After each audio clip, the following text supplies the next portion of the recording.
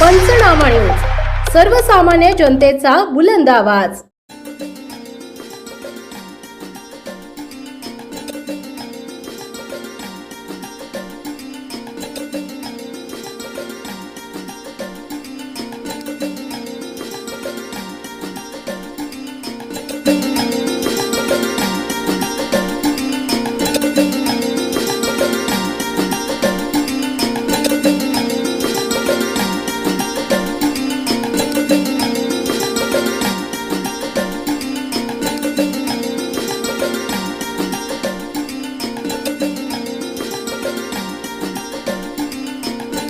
आदिवासी विद्यार्थ्यांमध्ये अमर्याद क्षमता, योग्य संधी दिल्यास आंतरराष्ट्रीय खेळाडू घडतील भरतगावी।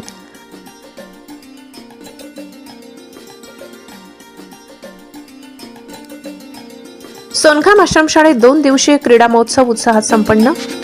क्रीडा महोत्सव हा केवळ जिंकण्या हरण्यापुरता मर्यादित नसून विद्यार्थ्यांच्या व्यक्तिमत्व विकासाचा, आत्मविश्वास वाढविणारा आणि आयुष्याला दिशा देणारा महत्त्वाचा उपक्रम आहे।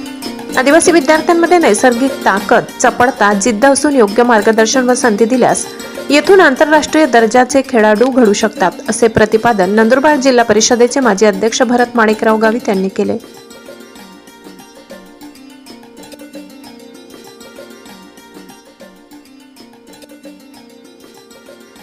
पश्चिम खानदेश भिल्ल सेवा मंडळ नंदुरबार संचालित अनुदानित आश्रमशाळा सोनखाम येथे दिनांक 16 व 17 जानेवारी रोजी 2 दिवसीय संस्था अंतर्गत क्रीडा महोत्सव उत्साहात पार पडला।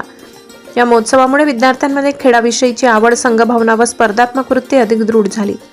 समारोप सोहळ्यास माजी जिल्हा परिषद अध्यक्ष भरत गावित व नवापूर नगरपालिकेचे लोकनियुक्त नगराध्यक्ष जयवंत जाधव प्रमुख पाहुणे म्हणून उपस्थित होते।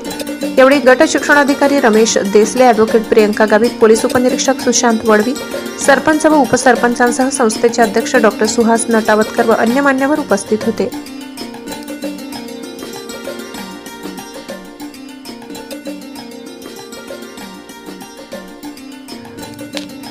कार्यक्रमाची सुरुवात दीप प्रज्वलन व प्रतिमा पूजनाने झाली। विद्यार्थ्यांच्या ईशस्तवन व स्वागत गीताने उपस्थितांची मने जिंकली। आपल्या मनोगतात भरत गावित म्हणाले की खेळ विद्यार्थ्यांना शिस्त, परिश्रम, अपयश स्वीकारण्याची तयारी आणि पुन्हा उभे राहण्याची ताकद देतो। आदिवासी विद्यार्थ्यांची क्षमता ओळखून त्यांना संधी देणे गरजेचे आहे। क्रीडा महोत्सवात बुद्धिबळ, गोळाफेक, खो खो, कबड्डी, व्हॉलीबॉल आदी स्पर्धांमध्ये विद्यार्थ्यांनी उत्स्फूर्त सहभाग घेतला। एकलव्य विद्यालयाने 56 गुणांसह सर्वसाधारण विजेतेपद तर तलावडी अनुदानित आश्रमशाळेने 40 गुणांसह उपविजेतेपद पटकावले। विजेत्यांना चषक, पदके व प्रमाणपत्रे देऊन गौरवण्यात आले। सूत्रसंचालन स्वाती जाधव व विलास कदम बांडे यांनी केले तर आभार दिनेश मोरे यांनी मानले।